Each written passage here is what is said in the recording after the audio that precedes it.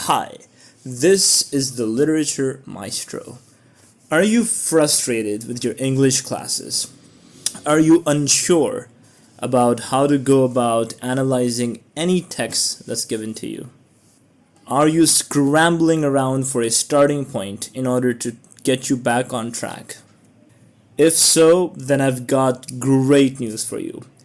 This is my very first and the only course you're ever gonna need if you want to become really good at analyzing passages. Now, this could be for just English language classes, or it can also be for English literature classes. This course is the ultimate starting point that you're going to need in order to become a master at deciphering the mind of an author. Now let's discuss who this course is for. Whether you are a middle school student, a high school student, or even a university student. You could be an IB student, an IGCSE student, a GCSE student, an AP student, or any other educational board.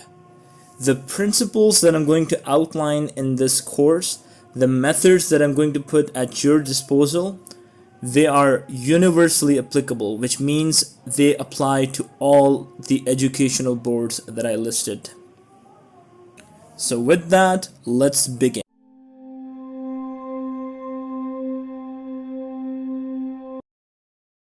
Let us first start by discussing why so many English students are overwhelmed.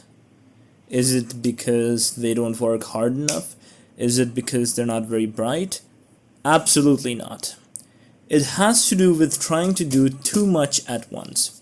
You see, the way analysis is typically taught is that you are expected to come up with sentences in the right order, with the right content, with the right words, out of a vacuum. In other words, there's very little predictability to the way you're supposed to write analysis. The approach that I'm going to introduce to you today is going to be based on an optimization principle that I wholeheartedly believe in, and a principle that I've seen work wonders with a lot of students. This principle is the principle of predictability. My goal is going to try to make writing as predictable as humanly possible so that we can dedicate our cognitive resources to making the inferences that actually matter the most.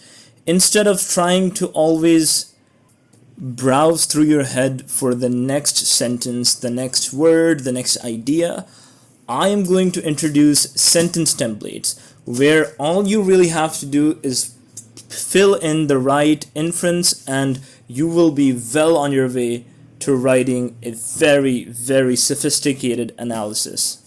Put simply, this approach will lighten a lot of the cognitive load that students feel when they do analysis of any kind. And by doing so, as a student, you will be able to optimize the time that you are given in any exam, which can make a dramatic difference to your results. Now that we've established the approach we're going to take, let us start with level 1 analysis, the first step to starting any literary analysis.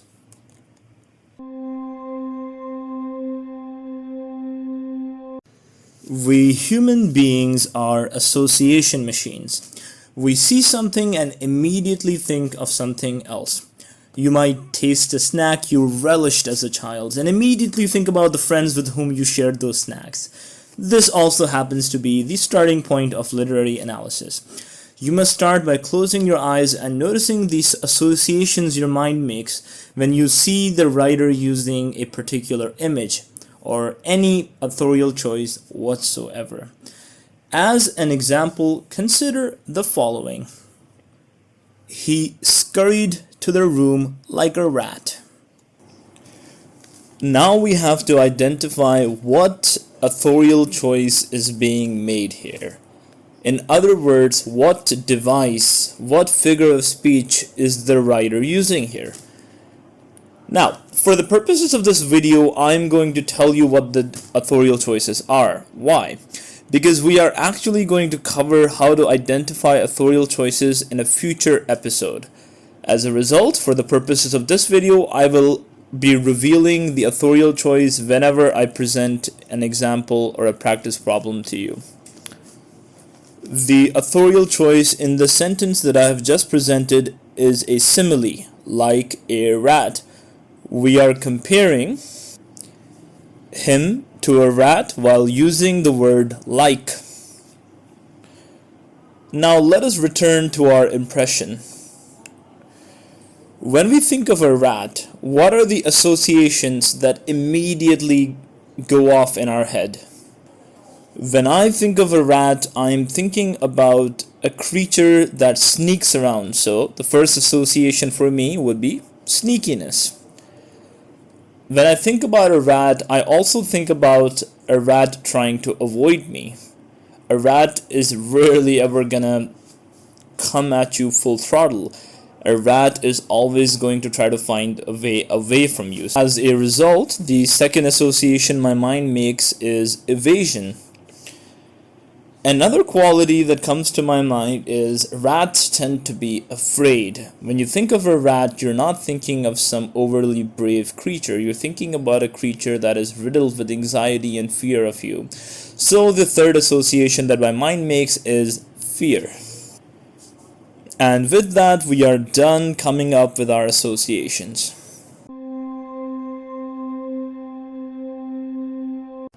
Now that we're done with our associations, we are going to insert these associations into a pre-built sentence template. And I'm going to encourage you to memorize this template right from the get-go. Last name of author plus apostrophe S plus use of the plus authorial choice plus textual reference plus evokes the idea of plus association inference. In our example, this will look something like this. Let's assume that the last name of the author is John, even though it's not a typical last name. John's use of the simile like a rat evokes the idea of sneakiness, fear, and evasion. And that is it. You have officially started analyzing an authorial choice.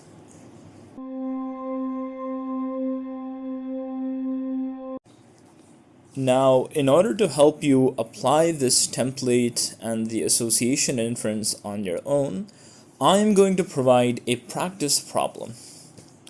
This quote comes from The Catcher in the Rye by J.D. Salinger. Life is a game, boy. The authorial choice here is a metaphor.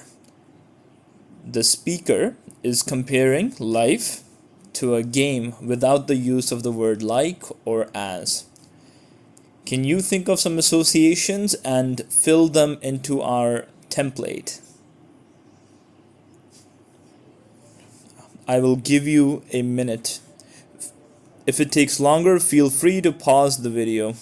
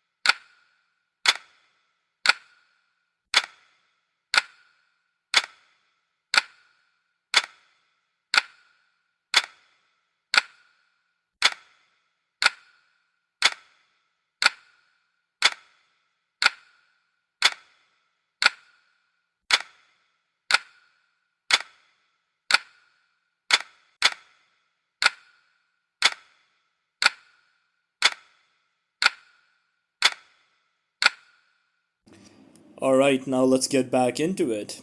When I think about the metaphor of a game, the associations that come to my mind are competition or competitiveness.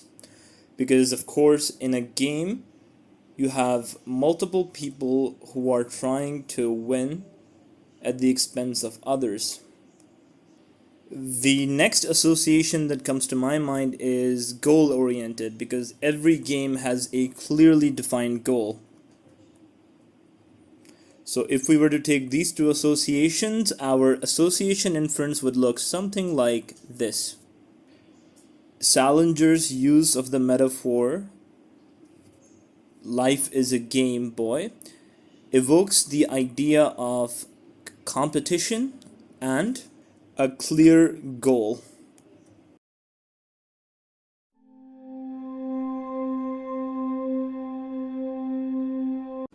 One potential problem you may have overseen is, wouldn't it get monotonous using the same template for the association inference over and over again?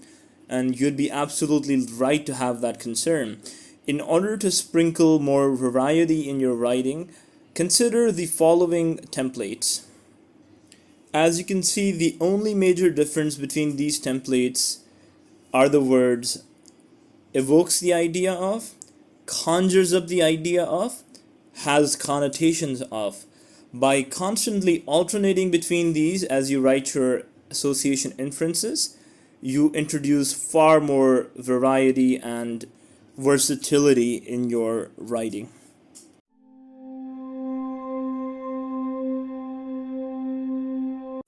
Now let's move on to our second practice problem. This one is a quote from To Kill a Mockingbird. They were people, but they lived like animals.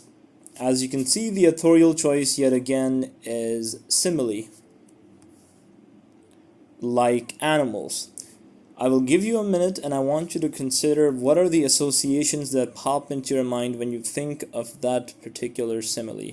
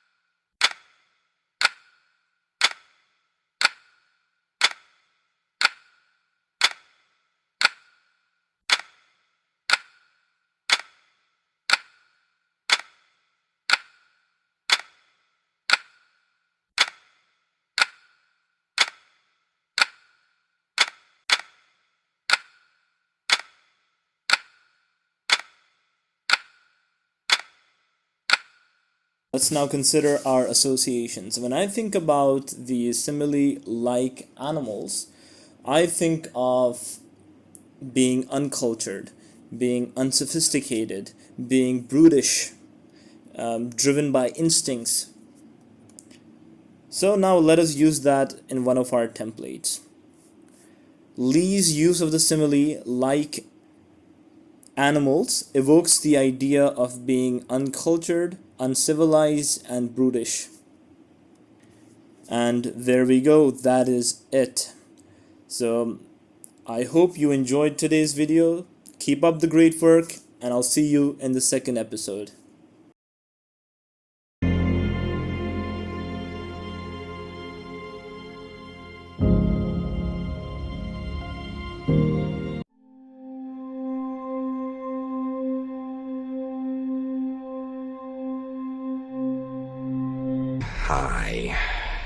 Hi, I am the Literature Maestro, and welcome back to the analysis course where confusion ends and confidence begins.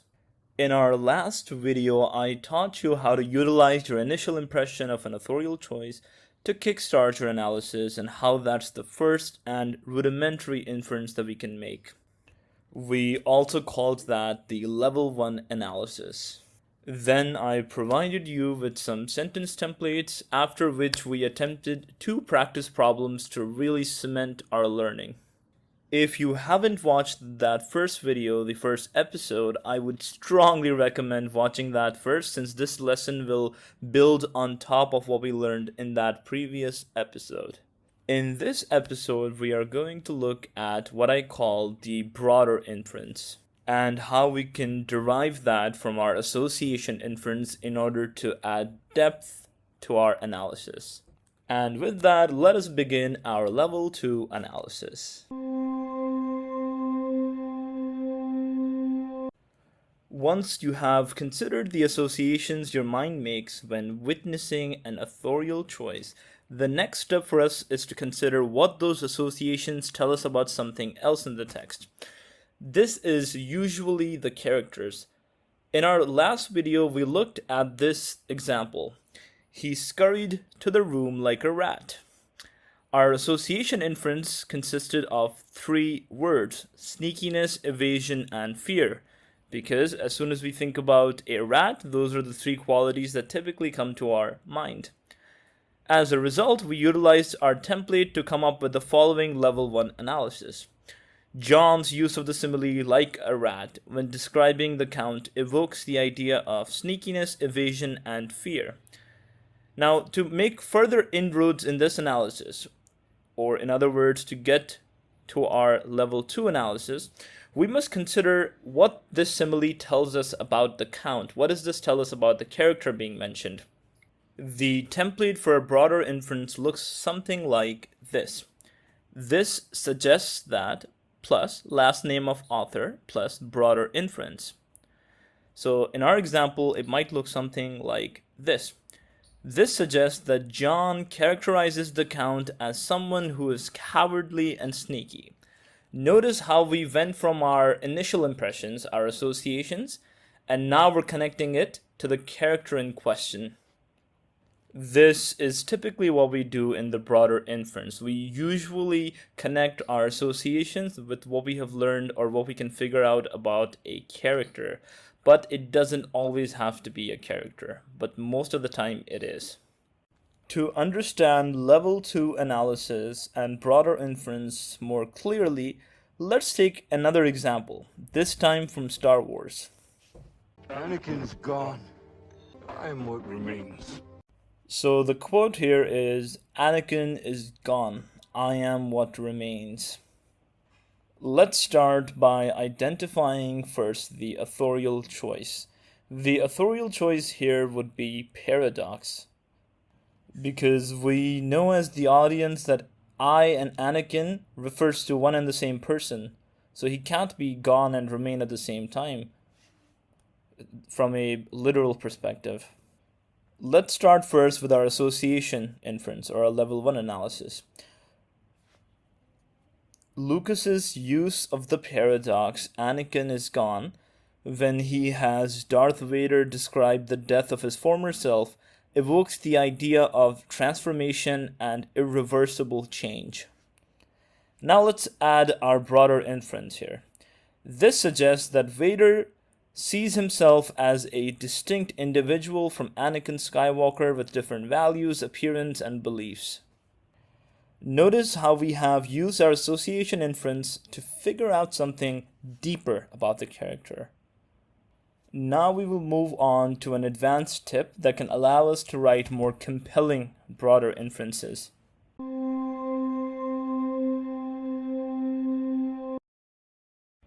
If you want to make your broader inferences sound more impressive and more compelling, use what I call the far from contrast. To demonstrate this, consider the following 2 inferences. Number 1, my client is innocent. Number 2, my client, far from the monster the prosecution has portrayed him to be, is instead utterly innocent. Which one sounds more compelling to you? It's likely to be the second one. This is because the second one utilizes contrast between how the client has been portrayed as opposed to who he actually is. You can leverage the same technique. Let's apply this to our previous broader inference. This suggests that Vader, far from seeing himself as Anakin or retaining elements of his former self, instead sees himself as a distinct individual from Anakin Skywalker, with different values, appearance, and beliefs. As you can see, this sounds much better. This is because of the way our minds work. We inherently understand things better through the lens of contrast. We understand up because we know what down means. We understand what good means because we know what bad means. Yes, I know that. There's even a philosophical movement based in this fundamental assumption called structuralism, where nothing has inherent meaning but is only meaningful because we know what it is not. This is ultimately why the far from contrast can enrich your broader inferences and make them sound far more sophisticated.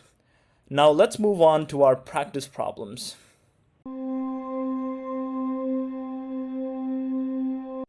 Our first practice problem comes from Romeo and Juliet by William Shakespeare. Love is a smoke made with the fume of sighs. I'll now point out what the authorial choice is. The authorial choice here is a metaphor. Love is being compared to a smoke, but there's a second authorial choice as well. A second metaphor, fume of sighs. So as you're writing your inferences, you have to analyze both of those authorial choices at the same time. Let's start our timer.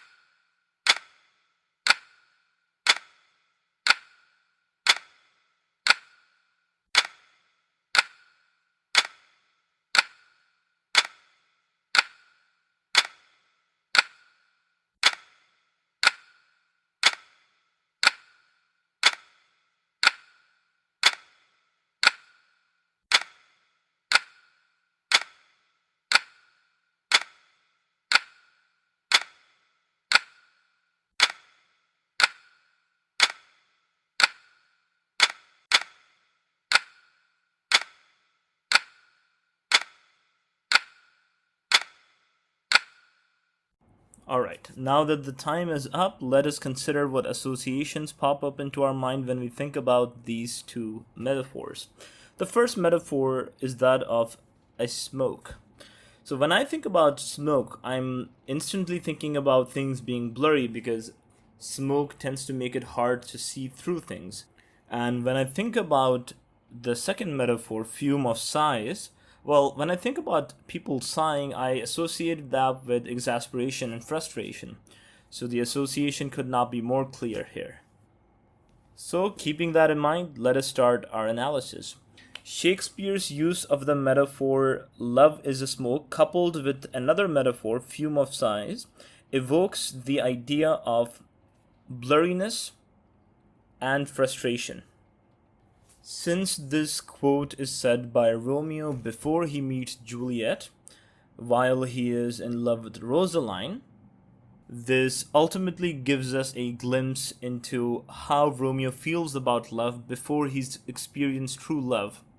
As such, our broader inference would look something like this.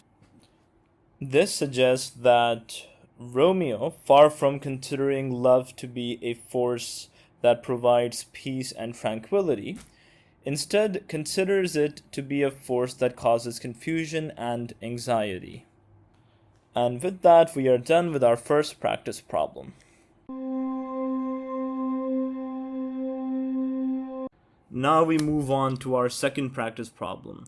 This quote comes from Harry Potter and the Philosopher's Stone by J.K. Rowling.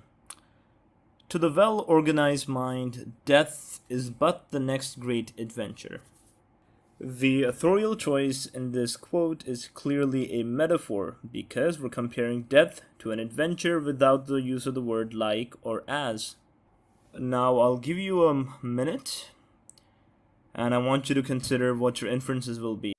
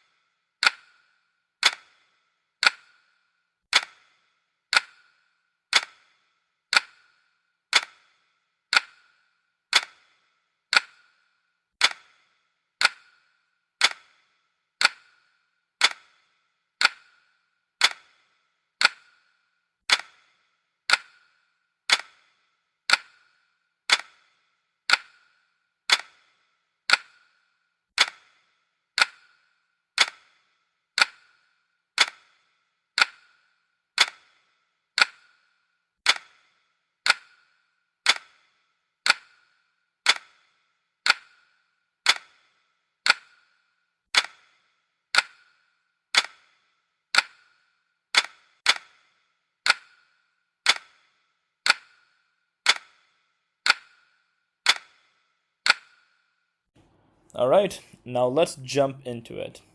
When I think about the metaphor of an adventure, I think about something that causes excitement.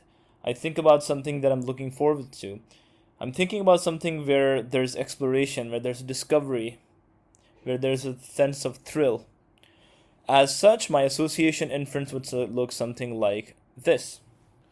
Rowling's use of the metaphor adventure evokes the idea of excitement and discovery. Now we move on to our broader inference. Now, this quote is said by the character of Dumbledore, and we associate that character with wisdom. So, our broader inference would look something like this. This suggests that Dumbledore, far from considering death to be something to be dreaded and avoided, instead sees it as something that should be looked forward to. And with that, we are done with our second practice problem. I hope you found the video useful. Have a great day, and I'll see you in the next episode.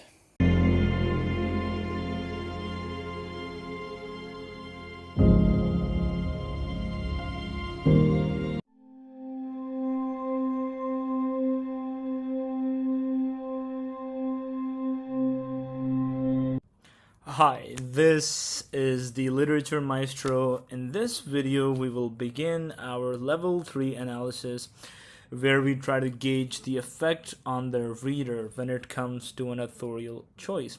To be a good analyst of literature and passages in general, you need to be able to figure out how a broader audience would feel about the choice or choices that the author has made.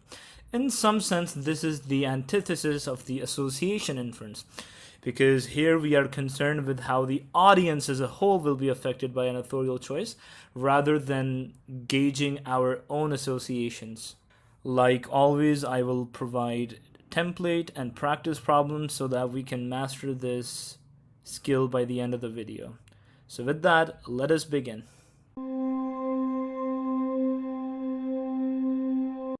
To demonstrate what the effect on reader entails, let's first look at our template. This has the effect of making the readers feel, plus readers' emotions, plus reader-specific broader insight. To apply this on an actual quote, we're going to go back to our quote from the previous video from Star Wars. Anakin is dead. I am what remains. So our effect on reader for this might look something like this. This has the effect of making the audience feel a sense of wistfulness as they witness Anakin's complete physical and moral transformation into Darth Vader. Now we're going to move to why exactly it is that you should care about an audience's or the reader's perception of an authorial choice. You see, this has to do with showing that your analysis is multidimensional.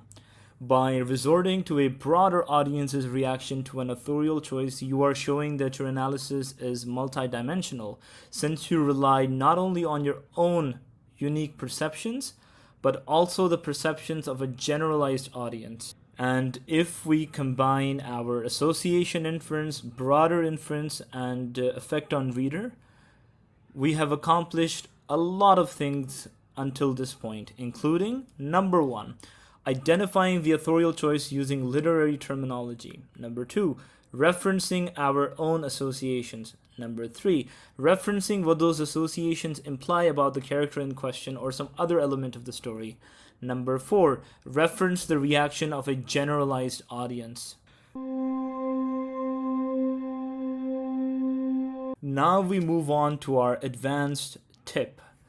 You see, being able to figure out the effect of an authorial choice on readers is also an inference, since it is by no means always obvious. It requires careful thinking to make that leap and ascertain it. You can also use this opportunity to figure out not only what the effect on the readers is, but also what is causing that effect specifically. You have this opportunity to put your finger on what exactly it is about the story that's causing that effect. You have the opportunity to articulate that. Now, in order to understand this tip, consider the following. Number 1. This has the effect of making readers feel a sense of dread and anxiety. Number 2. This has the effect of making the readers feel a sense of dread and anxiety as they wonder whether Raskolnikov will be caught and punished by the law for his misbegotten murder of the old pawnbroker, or whether he will be able to escape the clutches of not only the law but also his own conscience. Now, if you look at the first one here, it doesn't really explain the reasoning behind what it's pointing out. It points out that the readers are going to be feeling a sense of dread and anxiety, but it doesn't go into the underlying reasoning for why exactly the readers are going to be feeling that way. What exactly is happening in the story, or what dilemma are the readers dealing with along with the character. To put it simply, the first of these merely identifies the effect on the reader, while the second one not only identifies the effect on the reader, but dives deeper into the reader's mind and gauges even the questions that are actively simmering in the reader's imagination. By writing your effect on the reader in this manner, you can make your analysis far more impressive and profound.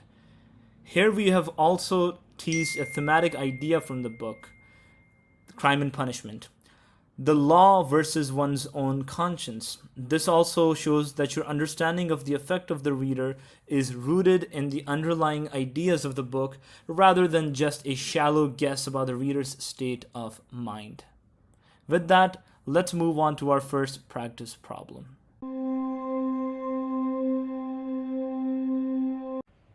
So we will resort to the same practice problems as the last episode.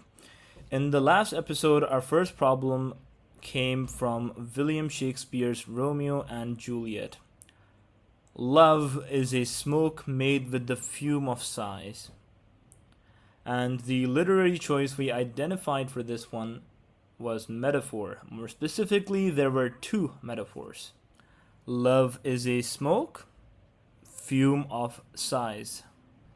After considering the associations that came to our mind when we think about the metaphor love is a smoke and the metaphor fume of sighs, we came up with the following level 1 analysis.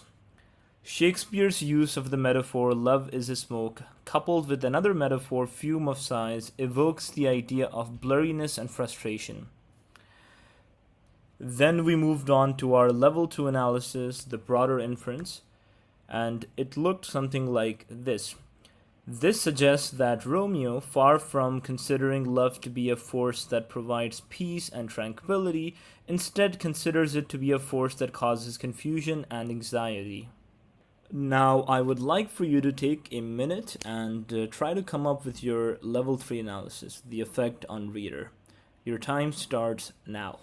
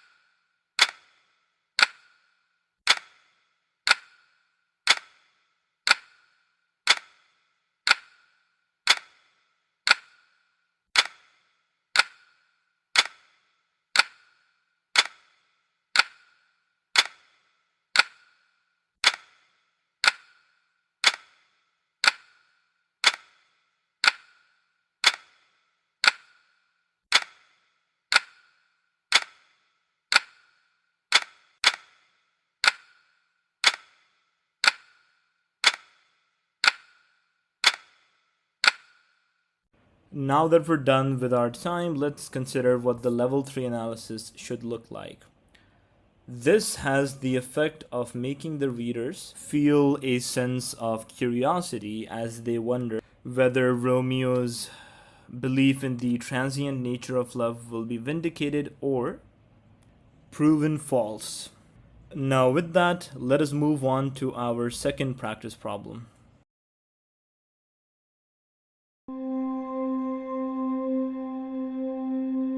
Now we move on to our second practice problem, which will be the same as the previous video. This one comes from Harry Potter and the Philosopher's Stone. To the well-organized mind, death is but the next great adventure. The authorial choice we identified in our previous episode was metaphor. Death is being compared to an adventure. And then we came up with the following level 1 analysis. Rowling's use of the metaphor death is the next great adventure evokes the idea of excitement and discovery. We followed that up with the level 2 analysis, which looked something like this. This suggests that Dumbledore, far from considering death to be something to be dreaded and avoided, instead sees it as something that should be looked forward to. Now I'm going to give you a minute to consider what your effect on reader or level 3 analysis is going to be. Your time starts now.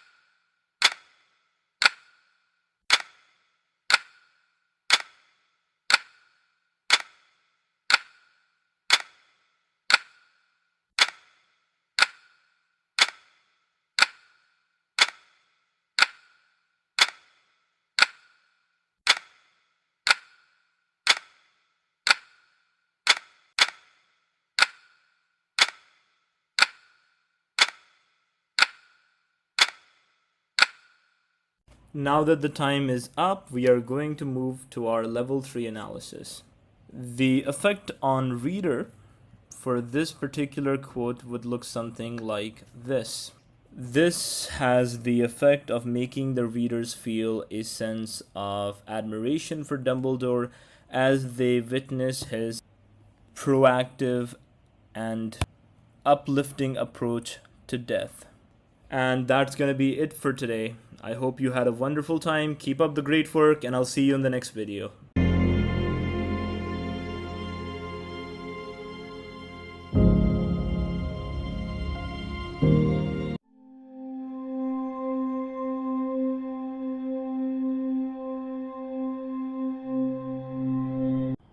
Hi, this is the Literature Maestro, and welcome to the 4th episode of my Literature Analysis Mastery course. In this video, we are going to talk about level 4 analysis, where we put cherry on top of the cake by writing a theme statement following the effect on reader that we learned about in the previous episode. Let's begin. We must first start by considering the ultimate purpose of literature. Some people believe literature is a mere form of entertainment, while others consider it a vehicle for social change. Whether you believe literature exists for entertainment or social change, what is undeniable is that literature tries to capture truths about human beings and the human experience at large. This is where the theme statement comes in. In the theme statement, we consider the universal truth that can be traced back to an authorial choice, or a set of authorial choices. This is arguably the most difficult part of the analysis process, but also the most profound. This is where your analysis reaches its highest level and highest potential. To demonstrate this, let's use an example from Star Wars. In the scene that takes place in Mustafar, where Anakin and Obi-Wan are battling, the authorial choice that we can focus on is symbolism. The burning lava in the backdrop of the scene that ultimately serves as the source of Anakin's physical transformation into Darth Vader is what we're going to focus on. Now, we're going to try to decipher the theme statement from this authorial choice, but before we start, we will first attempt our level 1, 2, and 3 analysis first, so that we have a firm foundation for our theme statement. Lucas's use of the symbol of the burning lava in Mustafar evokes the idea of rage and fury. This suggests that the burning lava in Mustafar, far from serving as just an ordinary backdrop, instead serves as the externalization of the wrath and anger Anakin feels towards the Jedi. This has the effect of making the readers feel a sense of foreboding and eventually pity as they see the burning lava consume Anakin, leading to his physical transformation into Darth Vader. Now, before we start writing our theme statement, let's first look at the template for it. Ultimately, through the use of plus authorial choice plus last name of author plus shows the readers how plus theme statement.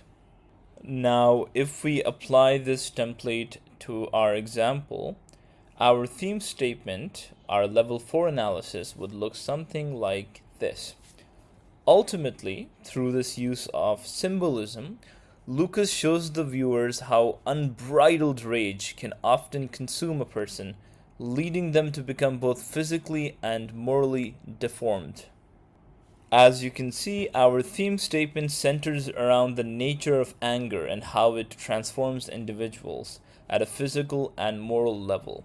By making this theme statement, you have demonstrated that you have gotten to the ultimate point of the authorial choice. Always remember, for the purpose of analysis, never assume that any authorial choice is random or arbitrary. Your axiom will be that every authorial choice in a work of art is intentional, even if in reality it wasn't. Now let's move on to our practice problems. So we will resort to the same practice problems as the last episode. In the last episode, our first problem came from William Shakespeare's Romeo and Juliet. Love is a smoke made with the fume of sighs. And the literary choice we identified for this one was metaphor. More specifically, there were two metaphors. Love is a smoke, fume of sighs. After considering the associations that came to our mind when we think about the metaphor love is a smoke and the metaphor fume of sighs, we came up with the following level 1 analysis. Shakespeare's use of the metaphor love is a smoke, coupled with another metaphor fume of sighs, evokes the idea of blurriness and frustration. Then we moved on to our level 2 analysis, the broader inference, and it looked something like this. This suggests that Romeo, far from considering love to be a force that provides peace and tranquility, instead considers it to be a force that causes confusion and anxiety. Our level 3 analysis, in other words, the effect on reader, looked something like this.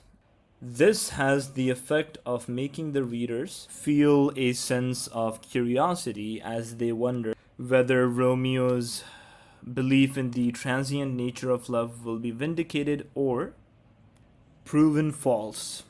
Now I will give you a minute to consider what the level 4 analysis or theme statement for this particular quote should be. Your time starts now.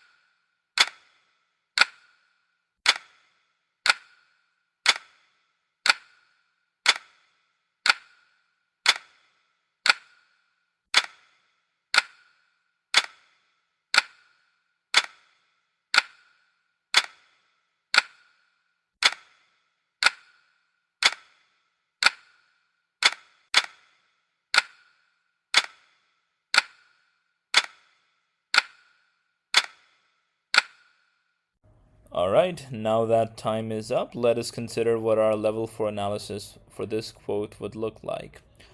Ultimately, through this use of metaphor, Shakespeare shows the readers how people often view love pessimistically before they encounter it in their own lives. Now we move on to our second practice problem, which will be the same as the previous video. This one comes from Harry Potter and the Philosopher's Stone. To the well-organized mind, death is but the next great adventure. The authorial choice we identified in our previous episode was metaphor. Death is being compared to an adventure. And then we came up with the following level 1 analysis. Rowling's use of the metaphor death is the next great adventure evokes the idea of excitement and discovery. We followed that up with the level 2 analysis, which looked something like this. This suggests that Dumbledore, far from considering death to be something to be dreaded and avoided, instead sees it as something that should be looked forward to. Then we moved on to our level 3 analysis, the effect on reader, which looked something like this. This has the effect of making the readers feel a sense of admiration for Dumbledore as they witness his proactive and uplifting approach to death. Now I will give you a minute to consider what your level 4 analysis for this particular quote would be. Your time starts now.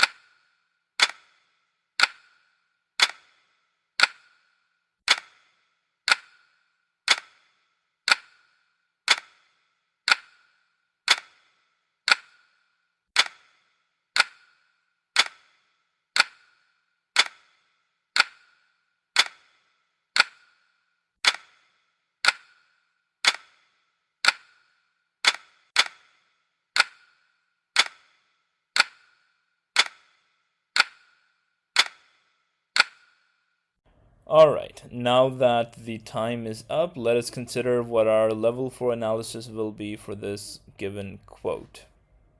Ultimately, through this use of metaphor, Rowling shows the readers how a lack of fear of death is often a sign of hard-earned wisdom.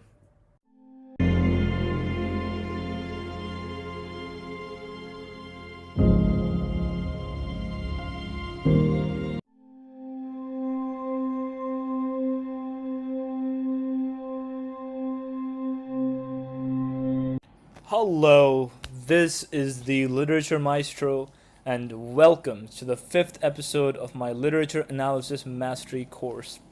In this video, we will approach the level 5 analysis, in which we add context to our analysis to show better understanding of the text in question. With that, let's begin. We human beings not only understand things through contrast, as we learned in level 2 analysis, but also through context. For example, the action of writing has a completely different meaning when it is done at school compared to when it is done at one's deathbed. Context informs the deeper significance of anything that we encounter. This is exactly what we will now apply to our analysis. In order to provide a firm foundation to our level 1, 2, 3, and 4 analysis, we must provide a strong contextual background so that our inferences feel justified. As a rule of thumb, never assume that your reader knows the context of the quotes you provide. And since they may not know the context, your inferences and analysis as a whole can feel completely far-fetched or completely incomprehensible. As a result, you are responsible for providing the relevant context.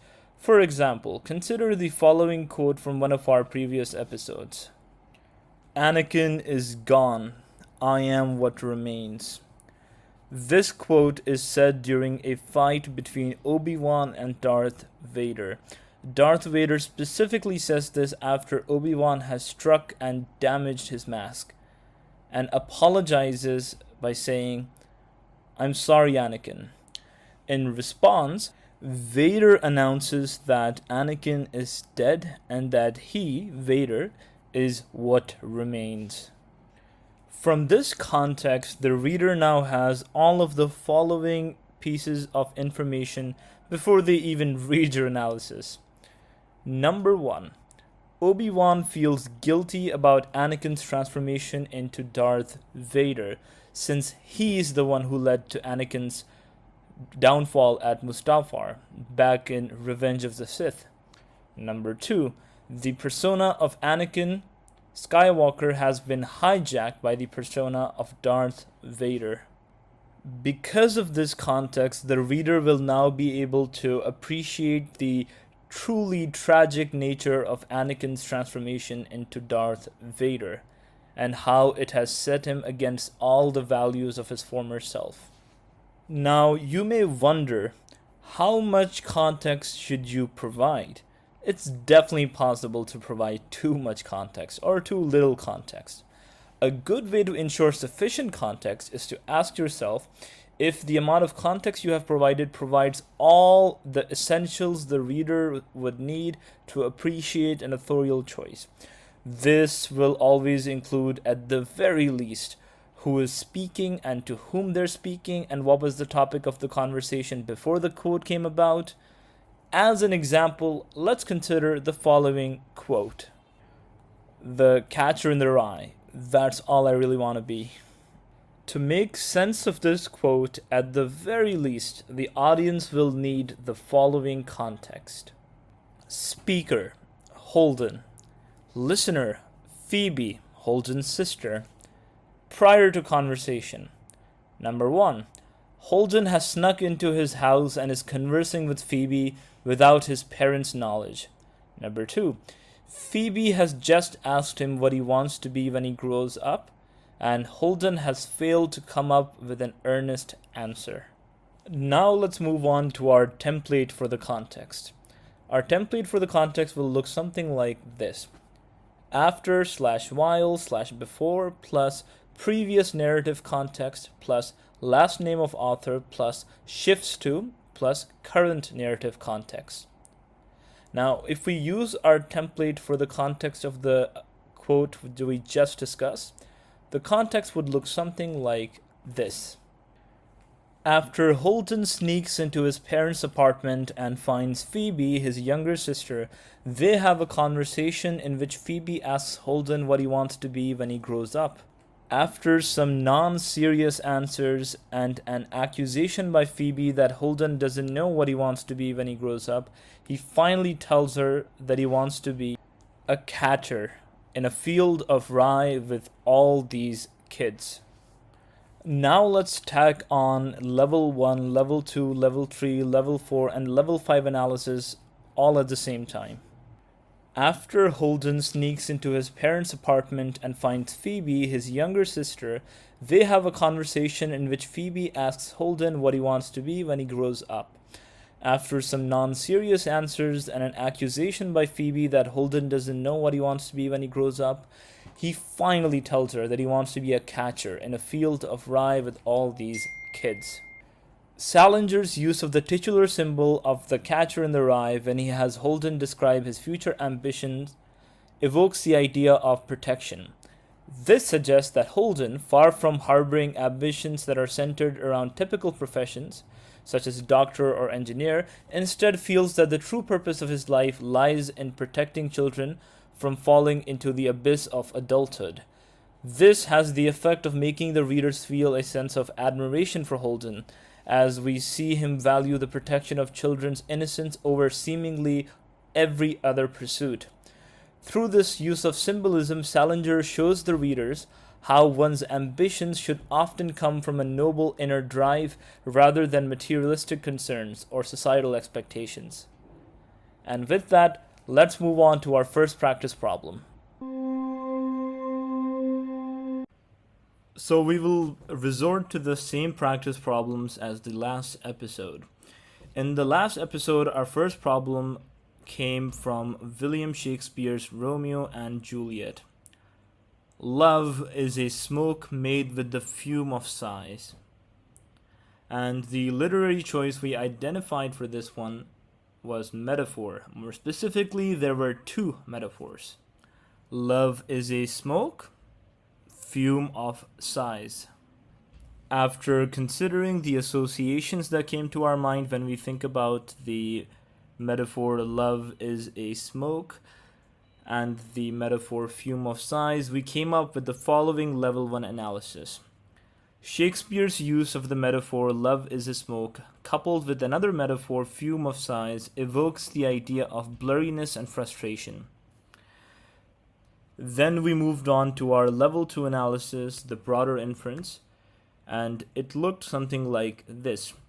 This suggests that Romeo, far from considering love to be a force that provides peace and tranquility, instead considers it to be a force that causes confusion and anxiety. Our level 3 analysis, in other words, the effect on reader, looked something like this.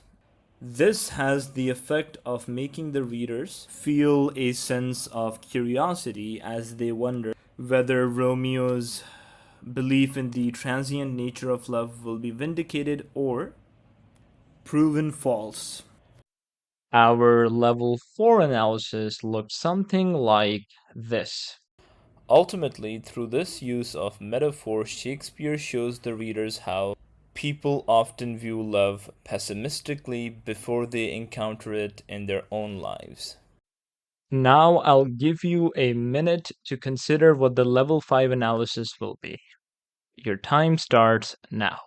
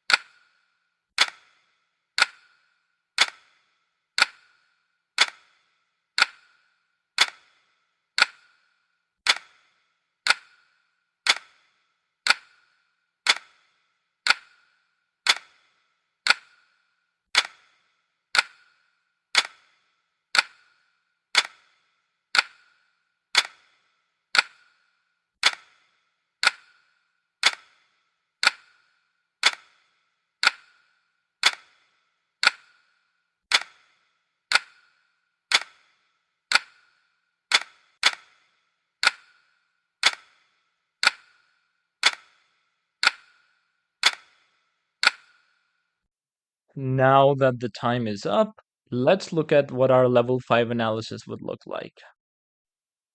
After Benvolio, Romeo's cousin, says that he weeps at Romeo's heart's oppression, a reference to Romeo's failed attempt at wooing Rosaline, Romeo notes how love is a smoke made with the fume of sighs.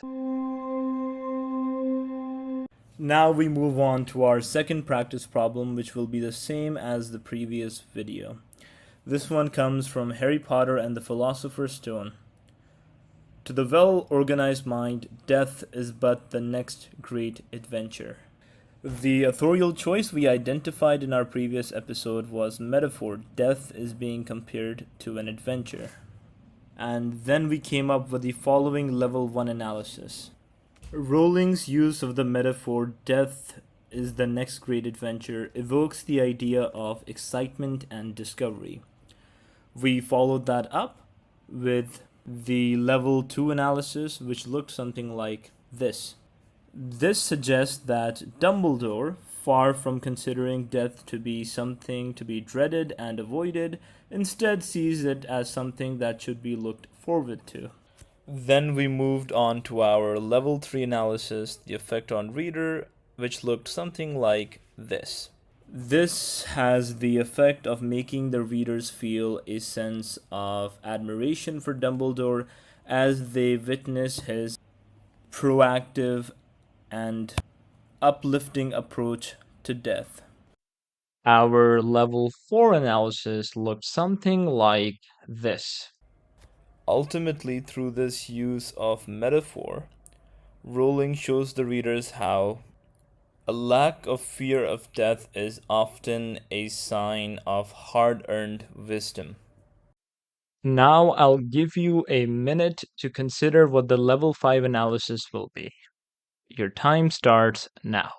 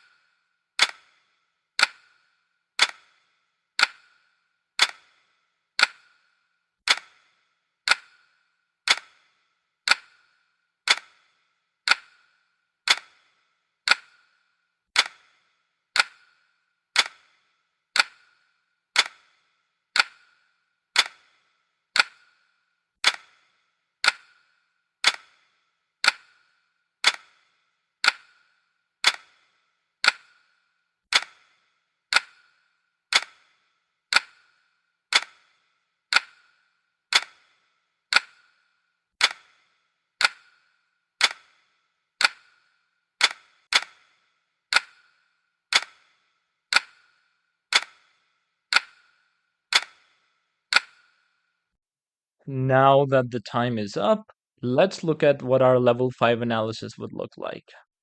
Near the end of the novel, after Dumbledore tells Harry not to worry about Nicholas Flamel since for him, death is like going to bed after a very, very long day, he notes how death is but the next great adventure.